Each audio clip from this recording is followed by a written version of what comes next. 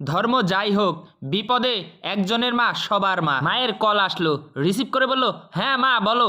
ভাইয়া আমি মা না, আমি তোমার বোন হই। মা খুবই অসুস্থ, দ্রুত হসপিটালে ভর্তি করা লাগছে, তাই বলছে ও পজিটিভ রক্ত লাগবে। বলল, দোস্ত আমার মা হসপিটালে অসুস্থ, প্লিজ ও পজিটিভ রক্ত লাগবে। না না না, আমার গায়ে ও পজিটিভ রক্ত নাই। দোস্ত তোর গায়ে তো ও পজিটিভ রক্ত আছে, তুই দিবি? না আমি দিতে পারবো না। দোস্ত তোর গায়ের রক্ত তো পজিটিভ, চল দিবি। যখন দিতে গেল হিন্দু ছেলেটি, তখন আর এক বন্ধু টেনে দিল, এই ও মুসলিম, ওর মা অসুস্থ, তুই ওর মাকে রক্ত দিবি কেন? তখন হিন্দু ভাইটি বলল, এসব কি বলতেছো? বিপদে এসব বলতে নাই, আর বিপদ না, ওরা লোক ভালো না, তুই ওকে রক্ত দিবি কেন? দিবি না?